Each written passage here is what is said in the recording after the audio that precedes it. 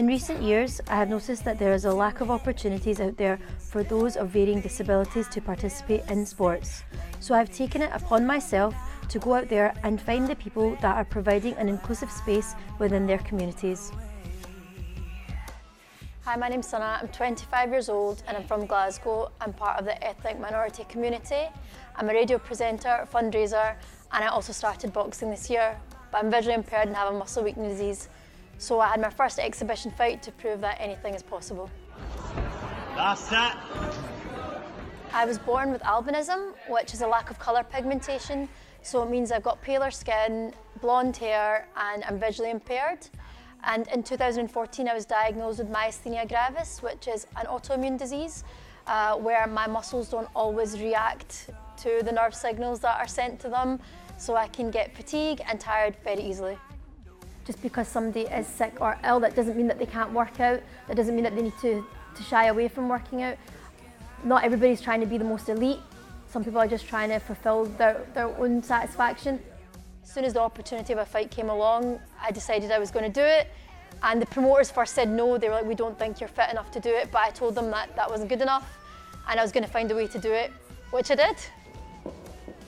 I've always enjoyed being sporty and doing exercise and physical activity. So when I was in school and I was part of a team, I used to feel like I was letting people down because I wasn't as good as them. But when it came to boxing, I wasn't relying on somebody else and somebody wasn't relying on me. So whatever effort I put in is what I got back out of it. I think the hardest part for me personally when it comes to disability in any sport is that because when people look at me, they don't see somebody with a disability. I'm not in a wheelchair, I don't have a walking stick. My disability is invisible. If I explain maybe a bit too much about my health, then people might start treating me different. But I don't want people to treat me differently. I want them to treat me just like anybody else. So sometimes it's a bit difficult trying to find the balance between being who you want to be and not what other people expect you to be. I think there's definitely a lack of knowledge and a lack of information for the average everyday person. So I'm hoping through this journey we're going on together that I can find people that are proactive and they are really trying to make a difference.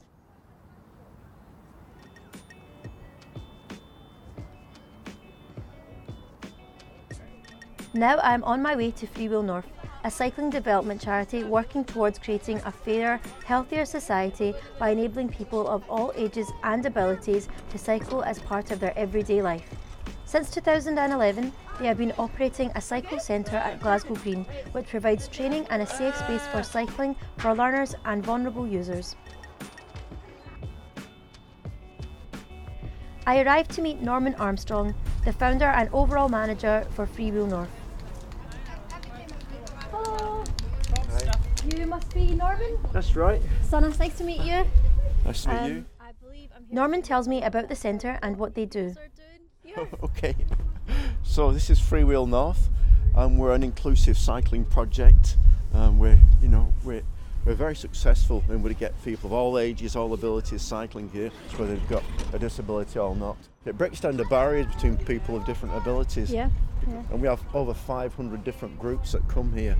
So instead of trying to change what we already have, but start off with something that's all inclusive. Excellent. Shall we go for a walk and see? Yeah, sure. See about the track? Yeah. Norman walks me around the track to have a look, and I realise what a safe and enjoyable environment it really is. It does feel very organic. Yeah. It's not. Yeah. It's not like being on the road with traffic lights and. Yeah, exactly. And it's not what you would expect for people that might have difficulties in cycling. Exactly. And I've noticed there's a few people that are going around the track, and you've got some people that are on like your classic typical bike, and then there's some different ones. Yeah, well, if you go to a place like Copenhagen or Amsterdam, you will see that the diversity of pedal cycle that's considered normal there it has a much greater range than what we have in the UK. After talking about the centre, I want to know about the experience people have when they use the space. Everything is absolutely positive. I mean, that's true of volunteers or project users, how it brings out people's confidence. Right, what we're going to do is we're going to go right through the cones, in and out, yep, you're right. It's just so enjoyable doing lessons.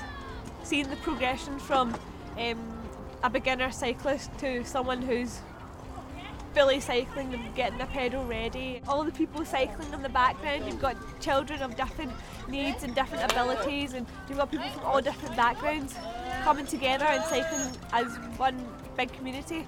It's nice because everyone else is doing it, so why shouldn't you do it? So we've got a daughter Zoe, and she's got ADHD, so she really struggles, she gets really frustrated, she's got no patience, so we just couldn't teach her at all. We tried, but found this place, get lots of good reviews, and she only started last week, and within half an hour she was riding a bike. Last week we brought her kicking and screaming, she didn't know what she was coming to, but this week she was just skipping and jumping to come back. So Loving it. Yeah, Loving it. all good. So when I was younger, I used to cycle like in the street with my family. We'd go to the park. But as I've got older, we've not just done that as much. And now with having a muscle weakening disease, I'm quite scared, and for the lack of a better word, of going out and cycling. And I've recently got married, and me and my husband have wanted to go out cycling, but he doesn't know Glasgow. He's not from here, so we've been trying to decide like how are we going to do this? How are we going to go out and cycle? So this is amazing. Like I'd love to come along, and because I know it's so inclusive to everybody. Me and him could get on a bike and we could just cycle. And Visual impairment, it's one of the things we deal with a great deal. Yeah. Because people assume that if you have a visual impairment, cycling is out of the question, but it's not. Yeah, no, I've got great memories of being a kid and being in the park and falling off my bike, getting back on it. It had nothing to do with my vision, it was just about being a kid. But what experience have you had with people that have disabilities and maybe competitively cycling? We're trying to get people in at the lower end of the spectrum.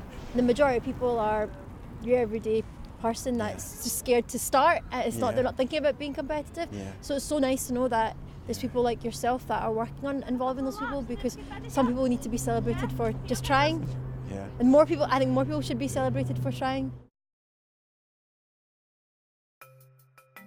I'm now on my way to meet the Scottish Women Warriors, an all-women's wheelchair basketball team. I want to see them in action at their weekly training night in Jordan Hill, Glasgow.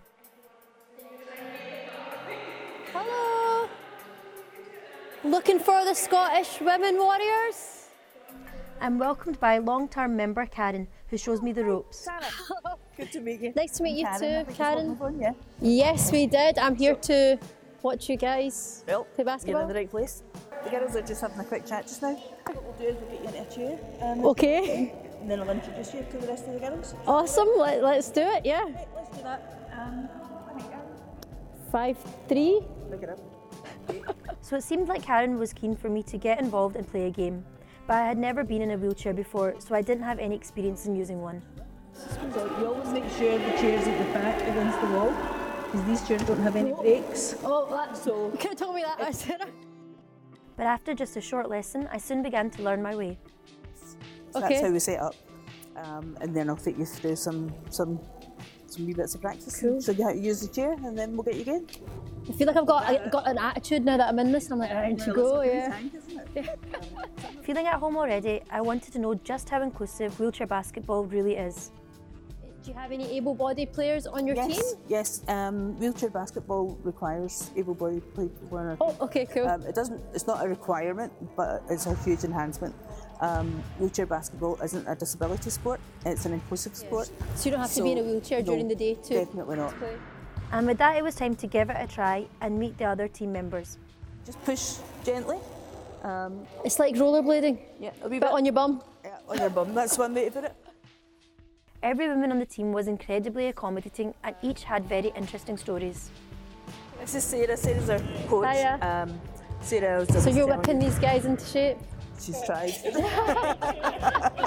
Sarah is how many times a Paralympian? A double Paralympian now. Wow. Before I dive into a game, I have to alert the others of my abilities and limitations so that I don't get injured. Sannah has a slight vision impairment, so I've advised her that when she wants the ball, put her hands where she thinks she can catch it from. What we do is we don't focus on disability here, it's on capabilities. So unless someone tells us that they have something, then it's fair play. Yeah. You can't always do that when it's something as difficult as it's going to get hurt. Yeah. You know, you have to You do have to tell everybody, yeah. Finally, it was time for me to take the plunge and get straight into a game.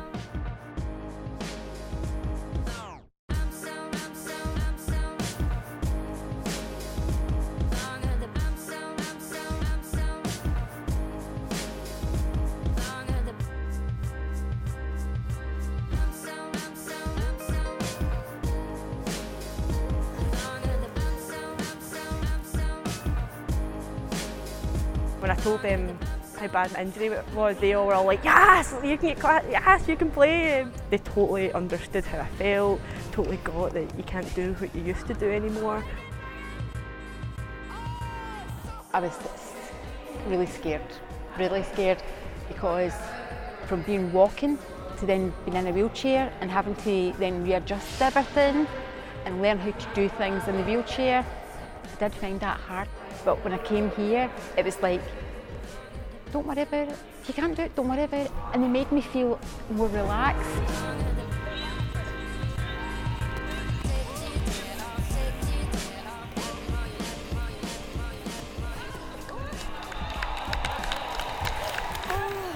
Getting a hang of it. It's really interesting to see so many able-bodied and people with any disabilities or illnesses playing together and at one time, because for me, whenever I've played any sports, I've always been the one with the disability, or I've always been the odd one out. When I tell people that I play wheelchair basketball, the first thing they do, they look at me and go, but you're not in a chair, and you have to explain to them. But it's really great because it does mean if you walked into this room halfway through a session, you would not know which one of us had a disability and which one didn't. So it's really a great level playing field. Yeah. And obviously my mum has a disability, so it's something we can do together for sport. Like, oh yeah. So we never thought we could ever do anything like this together. It's extreme, yeah. I was extremely grateful to have played wheelchair basketball with all of these lovely ladies, and to have scored a basket was the icing on the cake. Having Sannah here today has been fantastic. It's good to show someone else a new sport, but it's also really nice for us to learn from Sannah, and that was really quite empowering to watch someone else being able to do it. Despite her visual impairments, we could adapt to that. Wheelchair basketball is something I never thought about playing, but is an experience I thoroughly enjoyed. I'm very glad to have met the Scottish Women Warriors, and I hope this isn't the last chance I get to play wheelchair basketball.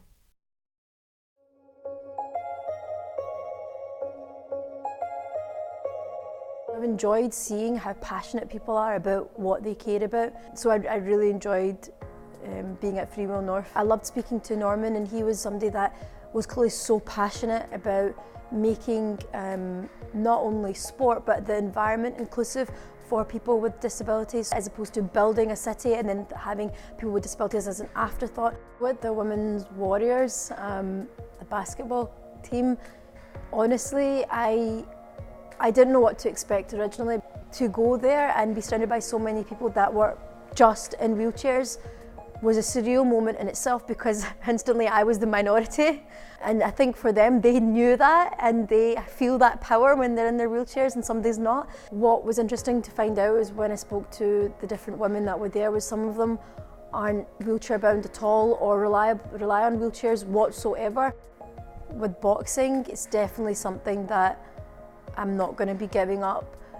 However, I have realised that because of my disability, as much as I want to be as capable as everybody else, there is a limitation, and that's sometimes a hard pill to swallow. So I did have my second fight scheduled, but I had to cancel the fight. I'm going to wait till I am a lot healthier, but I'm never going to say I can't do this because I've got a disability. And nobody should ever say that. You need to be realistic, but that doesn't mean you can't dream big. Looking back, it really shows there are good people doing innovative work out there. Seeing how amazing they really are will hopefully inspire you to get involved in a sport or make your sport more inclusive for others. Because at the end of the day, everyone is scared to find out they're not good at something, but no one is perfect the first time around. We should all play a part in encouraging each other to be better, because anything is possible.